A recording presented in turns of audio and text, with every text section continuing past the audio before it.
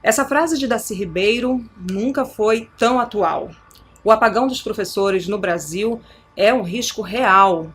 É isso mesmo, estamos falando de uma redução drástica no número de profissionais da educação nos próximos anos.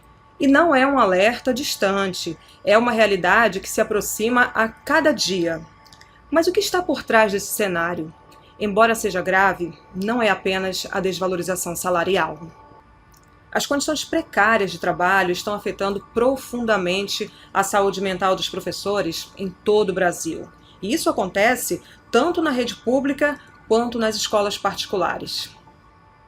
Isso tende a acontecer com as baixas condições de trabalho, com a falta de reconhecimento social do valor do professor para todas as culturas, para todas as sociedades, e também com a perda do lugar do mestre, que isso veio acontecendo ao longo do tempo na nossa sociedade. Então isso leva a um sofrimento mental, e esse sofrimento mental pode se tornar um transtorno mental num processo evolutivo. O trabalho, de uma forma geral, nos últimos 40 anos, ele vem sofrendo um processo de precarização extremamente aprofundado, né, e acelerado.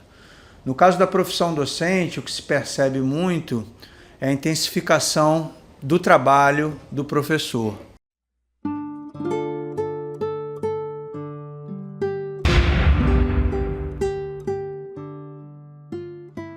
O número de professores afastados da sala de aula por problemas de saúde mental cresce de forma assustadora.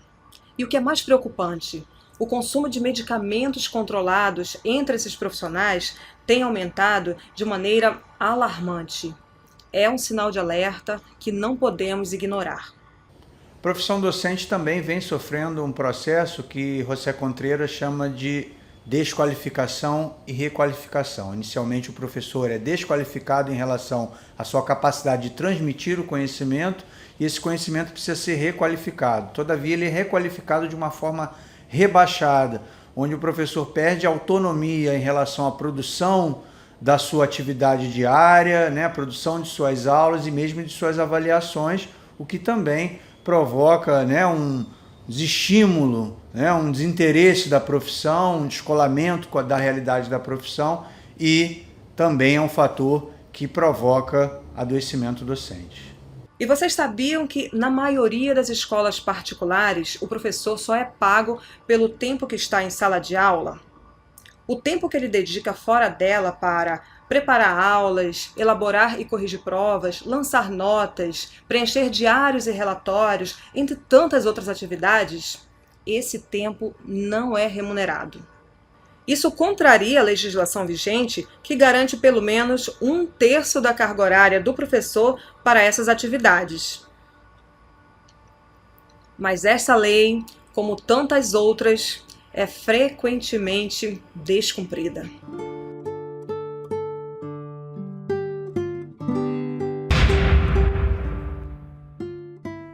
Estudos apontam que a categoria profissional dos professores é uma categoria altamente exposta ao adoecimento mental pelas condições de trabalho. E vamos, né, esmiuçar quais são esses problemas. A sobrecarga com relação às horas trabalhadas. O professor tem que preparar a aula, portanto ele trabalha na aula e fora da sala de aula, então é uma excessiva carga horária de trabalho. A ausência de tempo para o bom preparo das aulas gera angústia nos professores, né? A dificuldade de tempo para o lazer, a dificuldade de tempo para melhorar e se qualificar profissionalmente, no sentido de uma educação continuada, fazer uma especialização, fazer um mestrado, não tem liberação para mestrado, não tem liberação para doutorado, então esse professor ele se sente parado no tempo, no sentido intelectual, e tudo isso vai gerando, né, muito risco de adoecimento mental.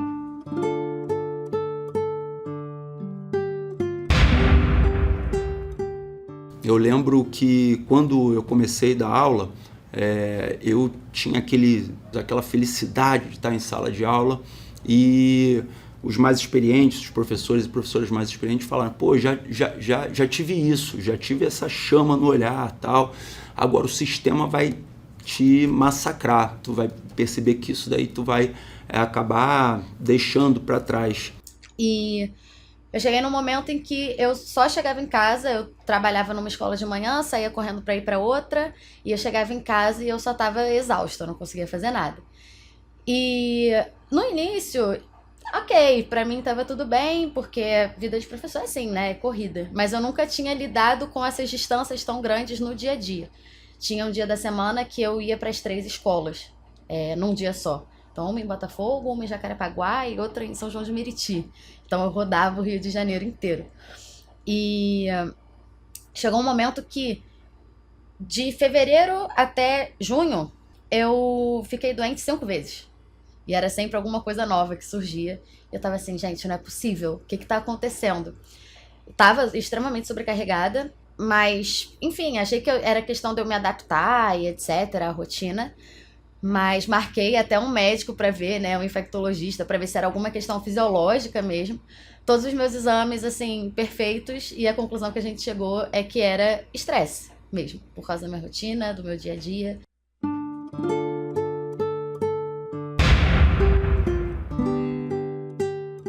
Já aconteceu comigo de pegar o carro, sair de um colégio em Niterói, correndo para o Rio de Janeiro, né, no meio da ponte, tendo que almoçar e dirigir ao mesmo tempo, porque senão não teria almoço, né, não teria comido nada. Tá? E já teve também o cansaço. Né? Uma vez eu estava na ponte dirigindo de um colégio para outro, né, me bateu um cansaço, eu abri a janela, botei o som alto, mas apaguei e o carro chegou a resvalar ali na mureta da ponte.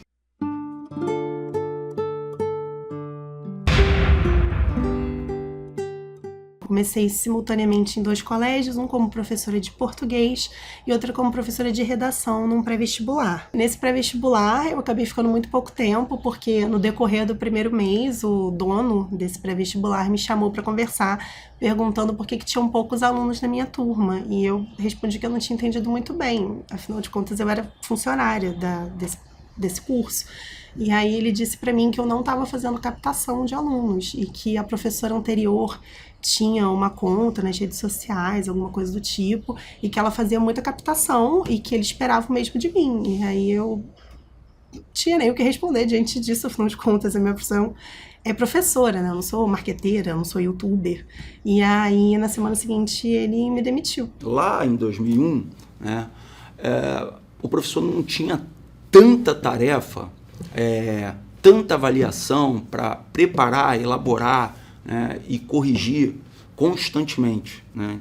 Então, com o decorrer do tempo, as escolas começaram a cobrar cada vez mais e mais e mais dos professores.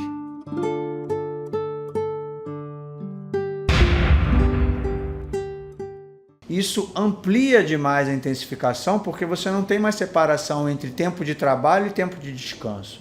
Nesse sentido, o professor é cada vez mais fragilizado na sua condição laboral, né? Ele tem que trabalhar cada vez mais, e isso também é um fator importantíssimo para a gente, né, pensar a saúde docente, a saúde desse profissional da educação. Chegar a casa e continuar trabalhando, sem parar, com noites sem dormir, noites viradas, deixando ali de brincar com os meus filhos, sair, curtir com os meus filhos, namorar, ter uma vida social, né? Uma vida social saudável. Isso daí foi se perdendo com o passar dos anos. Eu acho que a gente começa assim muito esperançoso, né? Muito cheio de vontade, cheio de energia, e com o tempo essa energia ela vai se transformando. Não que ela não se perdeu, né? Mas ela se transforma a partir do momento que você começa a lidar com as dificuldades, né?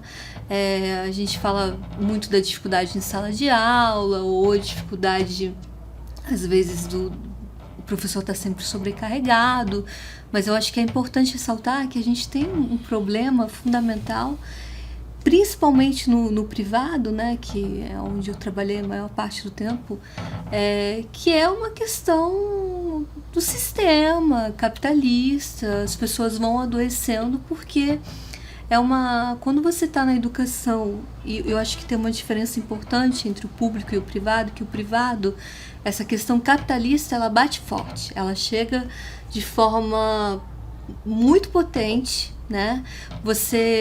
A educação às vezes é deixada um pouco de lado e você passa a olhar a escola como uma empresa.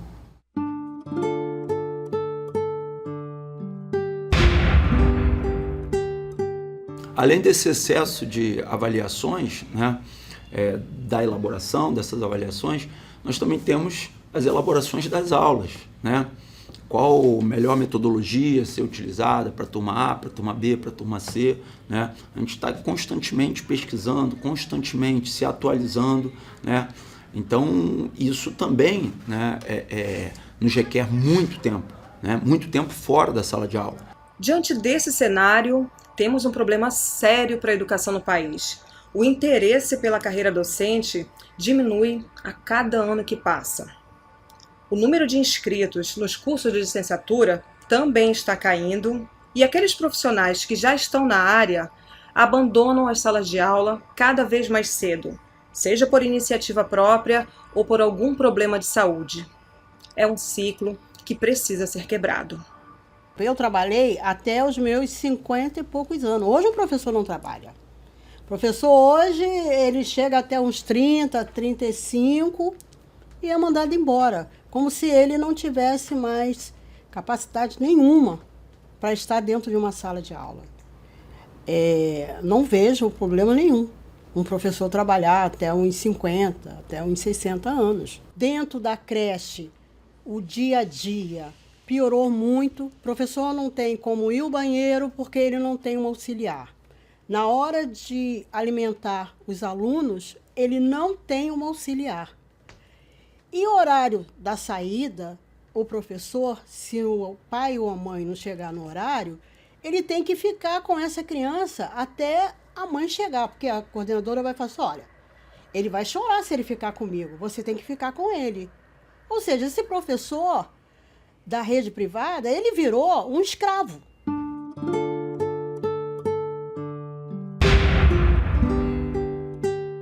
Teve muitos momentos que eu pensei realmente que não era para mim, pensei em desistir, até por eu ter uma carreira acadêmica em paralelo, né? Então muitas vezes eu pensei em sair da educação básica mesmo, porque tem sido muito difícil, assim, continuar.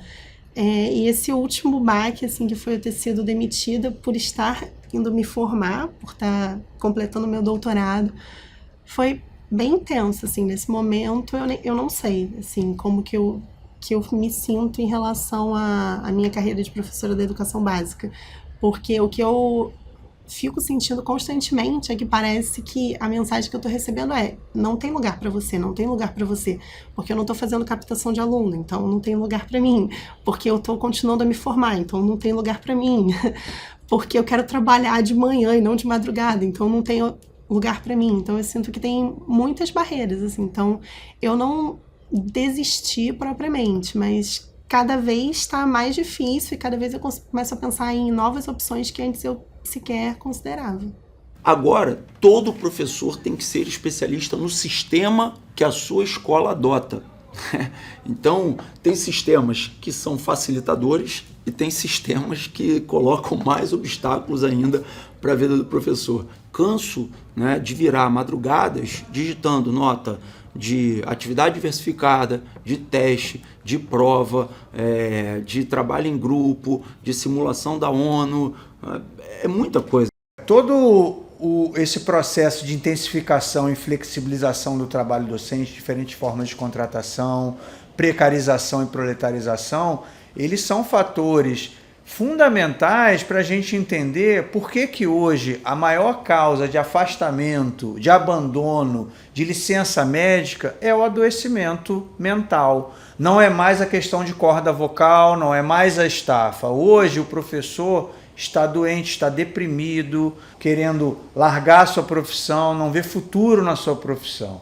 Então, esse processo, né, de maior controle, de perda de autonomia, na qual o docente se sente cerceado por todos os lados, né, leva inexoravelmente ao adoecimento. E nesse sentido, né, o professor hoje ele sofre muito no seu cotidiano profissional. O desrespeito aos professores e professoras chegou a um ponto inaceitável nos últimos anos. Como bem disse Daci Ribeiro, isso faz parte de um projeto de destruição de uma educação verdadeiramente libertadora. E a gente precisa pensar muito também nesse processo sobre a descaracterização do papel do professor ao longo da história. A história deu aos professores um lugar de mestre que foi sendo perdido ao longo da história. Arthur Kleinman, que é um autor que me é muito caro, da antropologia médica, ele fala do sofrimento social como o que o poder econômico e político pode fazer de sofrimento ao sujeito. Então a gente tem um poder político que foi descaracterizando o lugar do professor ao longo da história. Então as tensões entre professores e familiares vêm aumentando, a dificuldade do discurso do mestre ser encontrado novamente com seu poder simbólico, e os alunos vão aí também perdendo o respeito ao professor. Eu entrei como terceirizada, o que foi uma situação bastante inesperada. E nessa escola eu comecei a trabalhar com criança. Eu trabalhava com ensino fundamental 1, numa situação de sala de leitura, não era aula de português, era sala de leitura. E eu entrei muito feliz, na verdade, porque acho que sala de leitura é uma das situações que as pessoas que se formam em letras mais querem trabalhar, né? Porque é um espaço mais aberto, que a gente pode fazer atividades mais diferenciadas, e desde que eu entrei eu tive muita dificuldade. A gente começou, eu tinha sala ambiente, então eu não dividia a sala era minha, e a gente tinha uma liberdade para decorar a sala. Aí eu decorei a porta da minha sala e a coordenação não gostou, e ali começaram vários confrontos em relação à disposição da minha sala. E aí, em seguida, a gente tinha imagens do folclore brasileiro coladas nas paredes da sala. E a gente teve uma troca da diretora daquela filial, que era uma escola de rede, então as diretoras trocavam com alguma frequência. Entrou essa diretora que tinha um posicionamento bastante evangélico, e um dia eu cheguei na sala e todas as minhas imagens de folclore tinham sido arrancadas, porque ela tinha dito que eu estava trazendo influências demoníacas para as crianças, e foi isso. Eu cheguei, a minha sala estava totalmente alterada.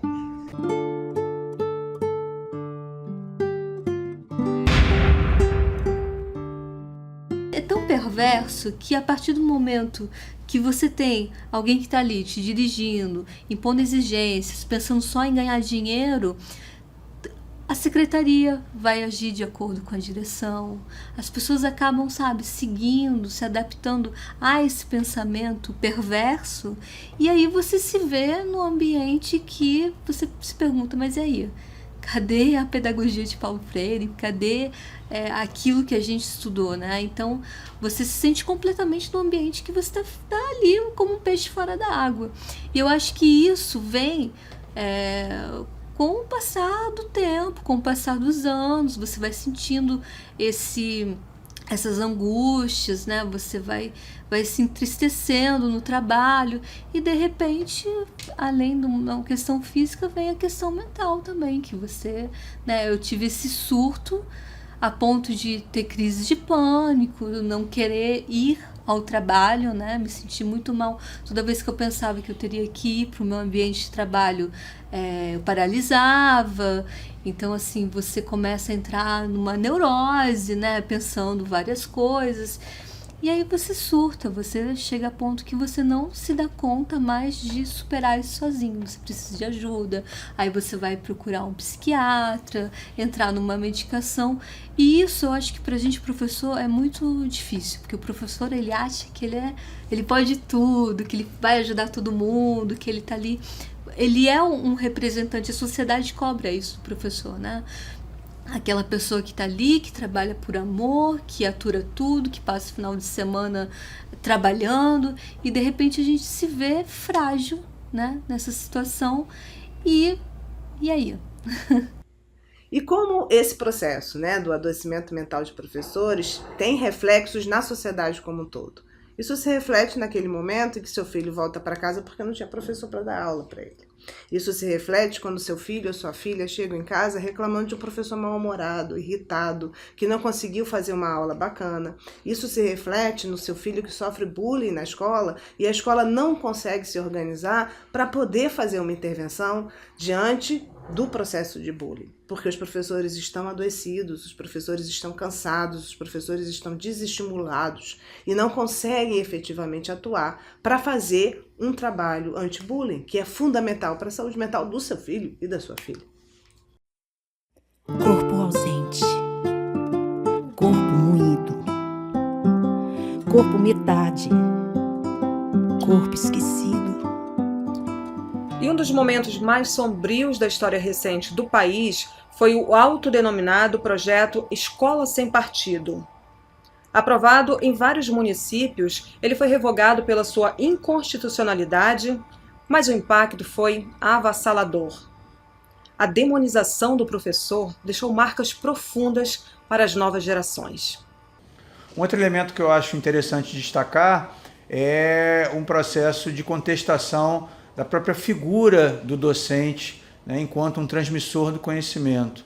Ele vem sofrendo inúmeras concorrências, né, cada vez maiores, principalmente com o advento das redes sociais, né, de ser um legítimo transmissor desse conhecimento, e também essa profissão, a atividade docente, vem sendo contestada pelos pais, pelas famílias, né, um movimento conservador, né, de querer tutelar, né, e até violentar o que o professor fala em sala de aula, né? Então amplia-se aí uma tentativa de controle do trabalho docente, controle externo.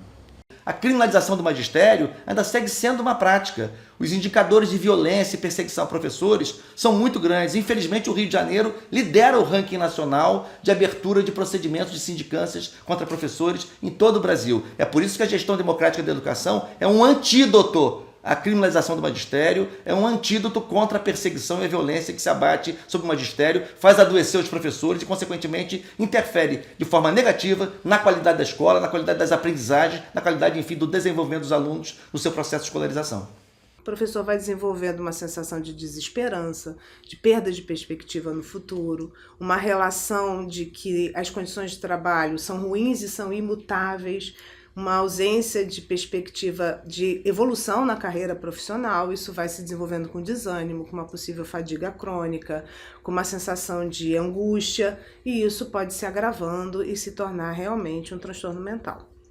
O assédio moral sofrido por professores nas escolas é em grande medida fruto de direções autoritárias, de gestores autoritários. Nesse sentido, o princípio da gestão democrática da educação deve ser um princípio instalado e pleno no conjunto das escolas brasileiras. E é por isso que a gente precisa, no novo Plano Nacional de Educação, reparar uma lacuna. A gestão democrática da educação não é só para a escola pública, é para todas as escolas. Todos os educadores, todos os gestores, todos os profissionais da educação têm que estar organizados a partir do princípio da gestão democrática da educação, tanto na escola pública quanto na escola privada. Não corrigir essa omissão vai deixar que essas coisas continuem acontecendo e vai continuar fazendo com que os professores adoeçam em função de pressões, assédios e práticas autoritárias na escola. Uma escola onde a gestão democrática ela existe de fato, de verdade, e ela vai se dar não somente através dos mecanismos, instrumentos da gestão democrática que são fundamentais, o Grêmio Estudantil, o Conselho Escolar, são fundamentais, uma direção que tenha sido eleita pela comunidade escolar, mas onde as relações sejam relações de diálogo, relações de compartilhamento. Você tem menos adoecimento dos profissionais de educação, você tem melhores resultados acadêmicos, você tem um projeto político-pedagógico compartilhado, compreendido, portanto, ele é ganho pela comunidade escolar que defende o princípio que aquela escola estabeleceu. A escola deve ser um lugar de debate e pode ser e crescer cada vez mais numa gestão democrática e numa dinâmica de diálogo e compartilhamento de decisões, onde as decisões são tomadas coletivamente. Aí a gestão democrática, ela sai do papel e vai, de fato, ocupar a cena da escola, dos sistemas de ensino, das redes de ensino.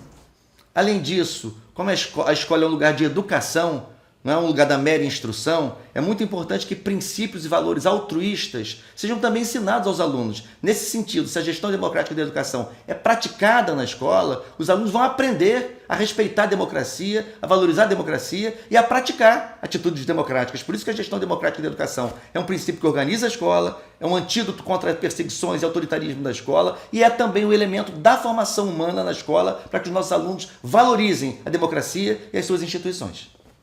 O problema de transtorno mental na profissão docente é hoje uma questão endêmica. Portanto, ela deve ser respondida a partir de soluções coletivas, né? É preciso a gente pensar em políticas e em saídas coletivas da categoria, e nisso o sindicato é fundamental, para que, né, aquele que adoece, aquele que tem um problema de transtorno mental, não procure saídas que o isolam cada vez mais e vão fazer, ao fim e ao cabo, que ele abandone a profissão.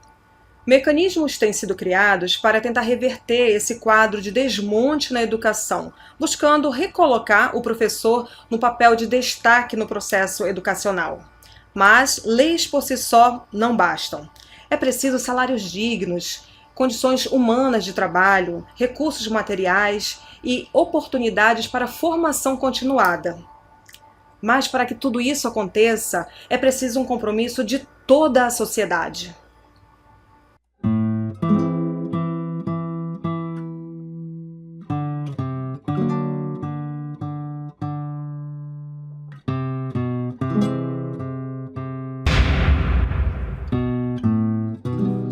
E como a gente pode responder, enquanto sociedade brasileira, a tudo isso que tem relação com o adoecimento mental dos professores, que vem de um profundo sofrimento social, com respostas compartilhadas. A luta pela melhor qualidade da educação, a luta pela melhor condição de trabalho, a luta por um melhor salário para os professores, não pode ser uma luta só dos professores. Essa luta precisa ser uma luta da sociedade brasileira.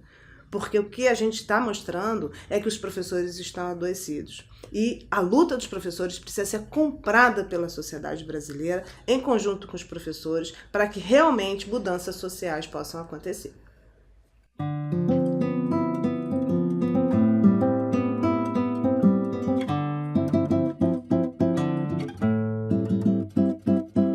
Corpo hoje acordou diferente, menos doente, e foi pro mundo. O corpo descrente desfilou dançante no solo quente da roda de samba. O corpo dócil suou docente, gingou cambaio, desabou surdo. O corpo cantou um samba dolente. No meio da gente, o corpo parou. Fluoxetina, citalopram, o corpo lembrava, tem aula amanhã. Risperidona, alprazolam, o corpo alertava, não vou amanhã. Corpo ausente, corpo moído, corpo metade, corpo esquecido. O corpo voou, cantou pra subir. Quem lembra do corpo? Quem lembra de mim? Quem cuida do corpo? Quem cuida de mim? Quem cuida do corpo? Quem cuida de mim?